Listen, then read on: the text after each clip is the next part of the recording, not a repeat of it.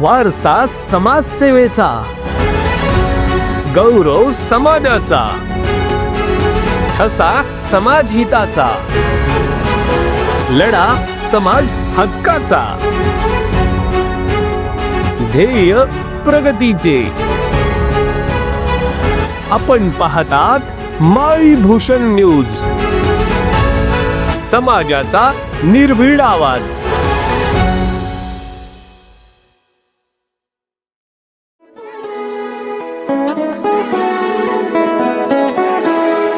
हीच मुची प्रार्थनान, हेच मुचे मागणी. हीच मुची प्रार्थनान, हेच मुचे. समाज बांधवांनो, स्वतःसाठी तर सर्व जगतात, पण तो दुसऱ्याचं दुःख आपलं समजून त्यांना मदत करतो, त्यांना प्रेरणा देतो, त्यांना शिक्षण देतो व त्यांना आपल्या आयुष्यामध्ये उभं करतो. अशी व्यक्तिमत्व फार कमी असतात, ज्यांनी आपल्या वयाची अर्धा आयुष्य दुसऱ्यांसाठी खर्च केले. दुसऱ्या जे दिव्यांग विद्यार्थी आहेत त्यांना आपले शिक्षण, आपले स्वप्न व आपल्या स्वाभिमान त्यांनी जगावं यासाठी आपलं आयुष्य खर्च केले. असे व्यक्तिमत्व फारच कमी असतात. आपण आज जळगाव जिल्ह्यातील वारडा येथील परिश्रम मतिमंद दिव्यांग विद्यार्थ्यांच्या शाळेचे चेअरमन डॉक्टर योगेश महाजन यांच्याशी आज आपण एक संवाद साधणार आहोत. चला तर योगेश महाजन सर यांच्याशी आपण संवाद साधूया. नमस्कार सर. नमस्कार सर, आपण पाहतो जगामध्ये की सर्व लोक आपल्या स्वार्थासाठी जगतायत. हो, ते करत असताना त्यांना सामाजिक भावना करत नसते. दुसऱ्यांचं जे समाजामध्ये एक दिव्यांग विद्यार्थी आहेत, ते दिव्यांग मुलं यांच्यासाठी आपण काही करावं असं कोणीच करत नाही. मला एक सांगा, हे प्रश्नाशी किंवा याच्याविषयी आम्ही चर्चा करण्याचा अगोदर मी तुम्हाला एक प्रश्न विचारू इच्छितो की आपली कौटुंबिक पार्श्वभूमी काय सर? आपले आई वडील, विशेषतः आपले वडील काय करत होते? हो, माझे नाव योगेश रघुनाथ महाजन. माझे वडील मुंबईला पोलीस खात्यामध्ये होते. मुंबईला वडीलने जवळजवळ 35 वर्ष नोकरी केली. आणि माझी आई माझ्या आईच्या माहेर माझ्या मामा शिरपूरचे होते. तर भिका जगा महाजन माझे बाबा होते. माझ्या आईची, माझ्या कुटुंबाची ही ओळख आहे. बघ सर, एक सांगा, तुमच्या मनात तर तुम्हाला असं काय वाटलं की आपण ह्या दिव्यांग मुलांची सेवा करावी, त्यांना त्यांच्या पायावर उभं करावं, हा विचार तुमच्या मनात कधी व केव्हा आला? हो सर, माझ्या मनात असं तर मी अगोदर शिरपूरला म्हणजे 2004च्या अगोदर शिरपूरला सर्व्हिसला 2002 मध्ये मी शिरपूरला मुख्यमंत्री शाळेमध्ये सर्व्हिसला होतो. तर माझा पहिला दिवस शाळेचा आहे. मी जेव्हा जॉईन झालो नोकरीसाठी शिरपूरला, जॉईनिंग रिपोर्ट म्हणजे मी तिथे जॉईन झालो, तर पहिल्याच दिवशी एक गाडी केली ती आपल्या ड्रॅग सिटी गाडी जात होती आणि केली होती त्या गाडीमध्ये. लोक गाडी विकत होता. तर प्रियदर्शनी मुख्यमंत्री शाळेमध्ये मी सर्व्हिसला होतो. पहिला दिवस मी तिथे गेलो. पहिला दिवस माझ्या शाळेच्या आता सर्व्हिसच्या. त्या दिवशी एक गाडीवाला चांगल्या मुलांमध्ये विकत होता द्राक्ष आणि केळी. तर चांगल्या मुलांचे आई वडील आहेत, नॉर्मल मुलांचे आई वडील त्यांना घेऊन जात होते. तर हे जे आमचे हॉस्टेलचे मुलं सर्व मुख्यमंत्री मुलं हॉस्टेलला उभे होते. तर मी विचार केला, तर हे चांगल्या मुलांना आई वडील, नॉर्मल मुलांना आई वडील सर्वांचे घेऊन जात आहेत. त्यांच्या एक प्रियदर्शनी शाळेचे विद्यार्थी उभे आहेत आणि त्यांना म्हणजे पाहत होते ते. तर मला माझ्या मनात विचार आला. तर मी ती गाडी मध्ये खरेदी केली, एक केळी पण आणि द्राक्ष पण. आणि त्या मुलांना घेऊन मी सर्वांना पूर्ण खरेदी करून त्या मुलांना वाटून दिली, 40 मुलांना. तर हे जे विषय होता माझा हा चेअरमनपर्यंत गेला. मला चेअरमनने रात्री बोलवलं घरी. तर त्यांनी सांगितलं तुमच्या मनात हे विषय कसे आले? तर असा विषय त्यांनी हाच प्रश्न केला, मुलांबद्दल तुम्ही डायरेक्ट आज केव्हा खाऊकच त्या वाटलं? मग त्यांनी मी सांगितलं असं माझ्या मनात आलं की नॉर्मल आई वडीलचे मुलं घेऊन देत होते भाऊ त्यांना. याप्रमाणे माझी सेवाची एक तिथून सुरुवात झाली शिवपूरपासून. त्यानंतर मी आपलं 2004ला एक म्हणजे ते आपलं विचार आला मला, तर आपण शिरपूरला एक अधिकारी होते माझे मित्र, जिल्हा परिषदला समाज कल्याण अधिकारी आयरे साहेब. तर त्यांनी सांगितलं मला, तर तुम्ही सर एवढी इथे सेवा करतायत शिरपूरला, तर तुम्ही यात स्वतः एक, आता माझी बदली जळगाव जिल्ह्यात झाली, तर तुम्ही स्वतः एक शाळा ओपन करू शकतात बा. म्हणून माझ्या त्यापासून माझ्या मनात अशी विचार आले, तर आपण दिव्यांग मुलांसाठी काहीतरी करायचे आहे. मूलबद्ध मुलांनी तिथे पाहिले, त्यांची सेवा केली. मग परत मला पावड्यामध्ये शाळा नव्हती, तर मग या मुलांसाठी आपण शाळा काढायला पाहिजे. शिरपूरला मी 8 वर्षाच्या मुलांच्या सर्व पाहिलं कसं करावं, कसे मुलांना कसं करावं लागतं, काय करावं लागतं, त्यांची सेवा कशी करायची. तिथून माझी मुलात विचार आला. सर, दिव्यांग मुलं येत तुम्ही त्यांच्या पालकांपर्यंत ते पालक तुमच्याकडे तुम्ही कसं तुमच्याकडे पाठवतात? तुम्हाला ते पालक तुम्ही सांगितलं त्यांनी तुमच्या मुलात दिव्यांग आहे, त्यांची प्रतिक्रिया काय असते? हो, मग तुमचा अनुभव आम्हाला सांगितला बरोबर. अगदी बरोबर सर. तर मी सुरुवात केली, केली 1/1/2004 पासून सर्व केला. अगोदर खेडेपाडी पाळा तालुक्यात सुरुवात केली. तर धरणगाव, पारोळा हे जे गाव होते, ग्रामीण भाग होता त्याच्यामध्ये भरपूर. तर या सर्वे करायला जेव्हा निघालो आम्ही, तर सर्वेच्या टायमाला आई वडील, आता एक आपले भारती राजू भाई एक विद्यार्थी होती, माझी विद्यार्थी आहे, पहिली विद्यार्थी आहे, त्यांच्या घरी गेलो. त्यांच्या आई वडीलने मला म्हणजे पहिला अगोदर सांगावं लागलं, ते मतिमंद हा शब्द त्यांना कळायचा नाही त्यावेळेस 2004 मध्ये. त्यांना वेळा हा शब्द मला वापरावा लागला. तेव्हा त्यांनी ती मुलीला बाहेर काढलं आणि ते सांगायला लागले, तर ही वेळी असं तुम्हाला माझे शब्द काढायला लागले, तर हिच्या लग्नातच करेल, तुम्ही वेळी म्हणतात तिला. ते मला असं मला त्यांनी सांगितलं असे. तर हिच्या लग्नात असं गेलं, त्यांना सांगितलं ही मतिमंद आपल्याला सिव्हिल हॉस्पिटलमध्ये जावं लागेल, जळगावला तिचं मेडिकल करावं लागेल. मग आपल्याला डॉक्टर जेवढे किती टक्के मतिमंद आहे आपल्याला ते प्रमाणपत्र देतील, त्याच्यावर आपण हिची ऍडमिशन करू. ते मला त्यांनी म्हणजे न ऐकता मला चप्पल मारून फेकली आईने, कारण की आई पण मतिमंद होती. मला फार हा विषय अवघड गेला. याला मी हँडल केलं. मी गणित लोकांना बोलवलं, 4-5 लोकांना, आजूबाजूच्या लोकांना, त्यांना करायला लावलं, सांगायला लावलं. तर मग मी माझ्यावर बरोबर नको त्यांना असं सांगितलं, सिव्हिल हॉस्पिटलमध्ये घेऊन गेलो, त्यांची मेडिकल केली. आणि ती मुलगीचं मी आज म्हणजे तेवढं मी ते लग्न पण केलेलं आहे. त्यांनी मला शब्द वापरला होता लग्नाला अडचणी, त्यांनी तिचे लग्न सुद्धा करून दिलं आणि तिला आज ते स्वतःच्या पायावर उभे केले. ती आज स्वतः किराणा दुकान चालवतो. सर, हे करत असताना तुम्हाला सहकार्य कोणाचं लागतं?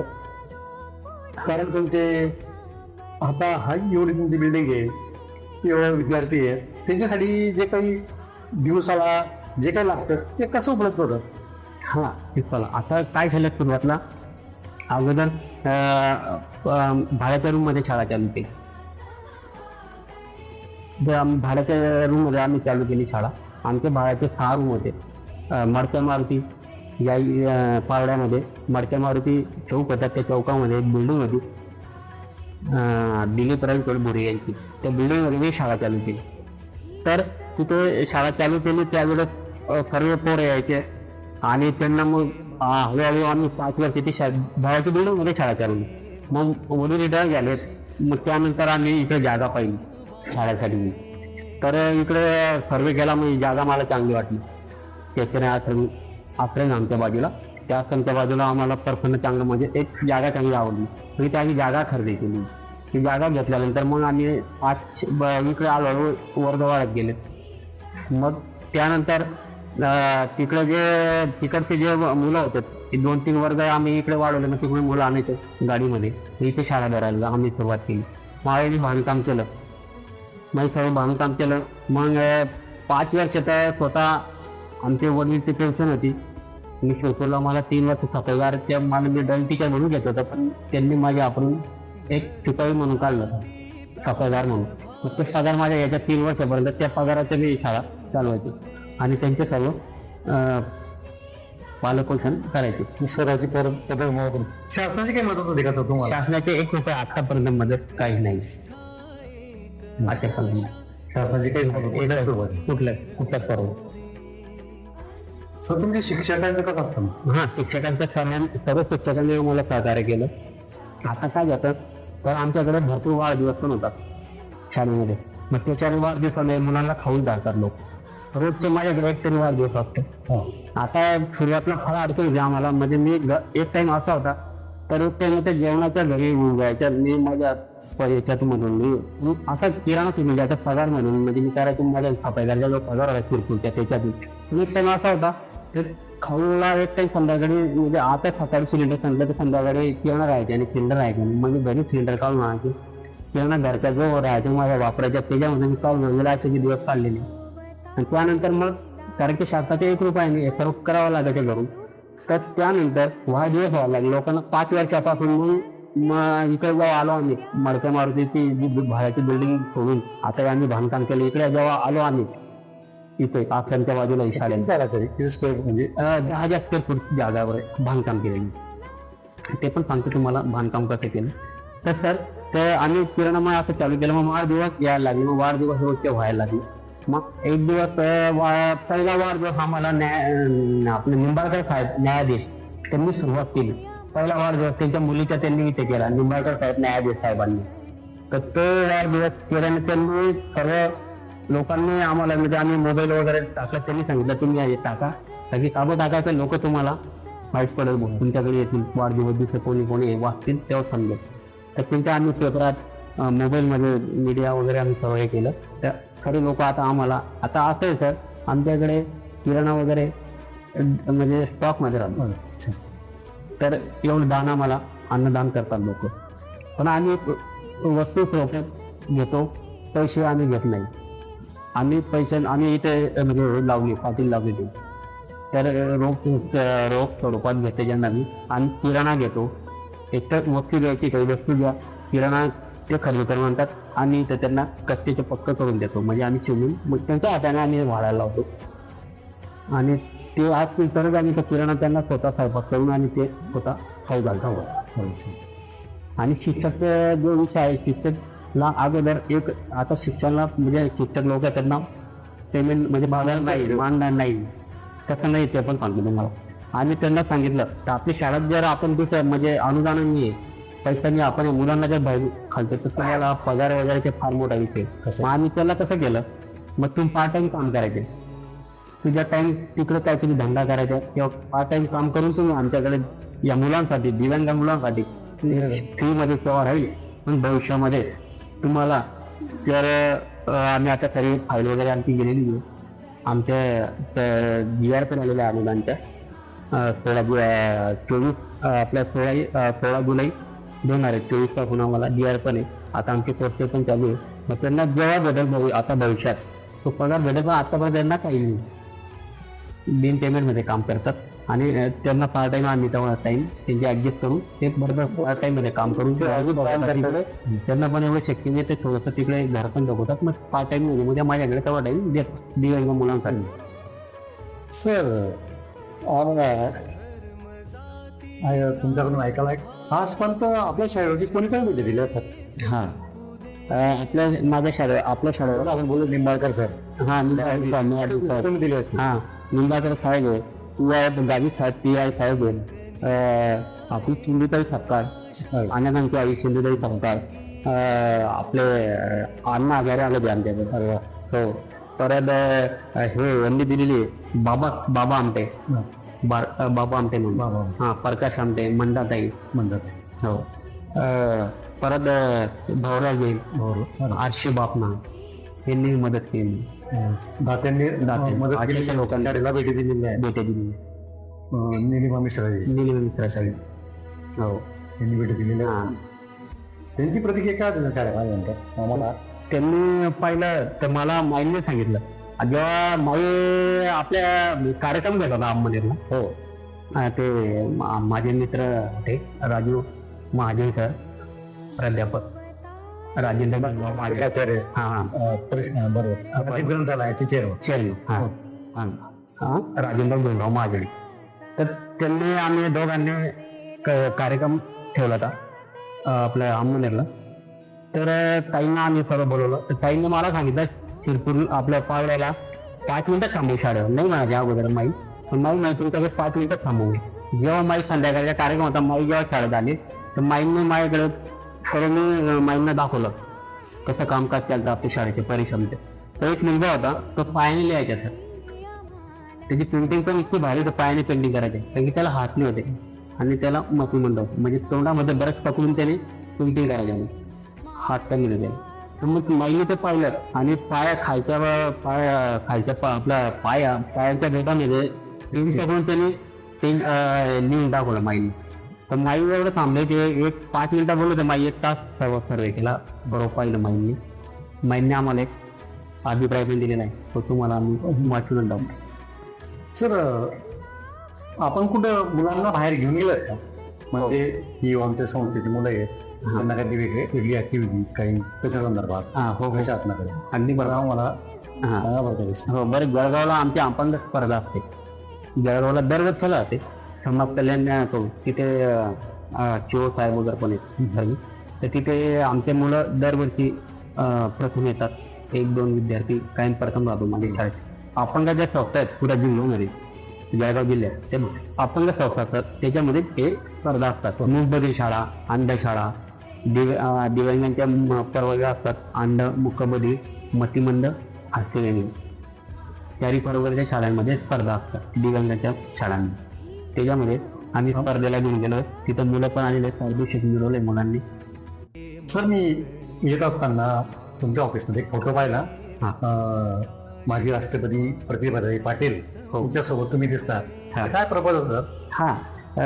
आमचे नागपूरचे म्हणजे तिथं असं आहे, दिल्लीला आमच्या शाळेच्या मुलांची, दिव्यांग मुलांची 2 मुलांची निवड झाली होती. त्याच्यासोबत माझी झाली आणि 2 मुलांना घेऊन मी स्वतः दिल्लीला गेलो.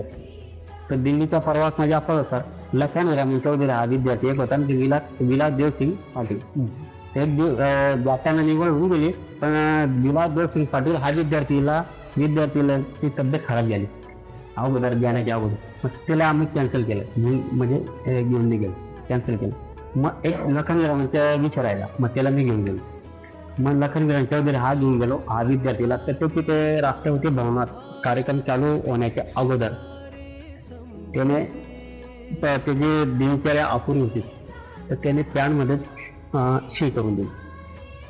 तर ते न घाबरता, म्हणजे त्याला डोक्यावर हात फिरवला. तर त्याच्या आईवडील मी स्वतः मनाला पहिले मी विचार केला आणि त्याला पूर्ण स्कॅन केलं. त्याला साफ केलं, त्याचे कपडे वगैरे, त्याला राष्ट्रपती भवनात थंडा कुठे, बाथरूम कुठे, मी स्वतः हँडल, कोणाला विचारलं नाही, स्वतः घेऊन गेलो, स्वतः विचारत सगळं त्याला हँडल केलं. मी त्याला कपडे वगैरे बदलून आंघोळ करून सर्व त्याला कार्यक्रमाला हजर केलं. माईंनी त्या टायमाला सर्व तिथपर्यंत निरोप गेला माझ्या. माईंनी 10 मिनिटं हा कार्यक्रम आपल्या ताईंनी, राष्ट्रपती ताईंनी, प्रतिभाताईंनी 10 मिनिटं कार्यक्रमासाठी थांबवला. राष्ट्रपती भवनात मोरे काका होते, आपले खासदार वगैरे, आपल्याकडचे बरेच लोक होते सर. आपले हे होते आवाजचे वायस मागेल या कार्यक्रमात. तर मला एम एस सरांनी मदत केली त्या लोकांनी आणि माईंनी मला जेवढं बसवलं. माईने त्या खुर्च्याच्या बाजूलाच मला बसावं लावलं आणि माईने माझे साफ सापडले. ते चेअरमन असून जे तुम्ही सर्व त्याला साफ केले, चांगली भूमिका तुम्ही राबवत्या, दिव्यांगाबद्दल चांगले कार्य केले.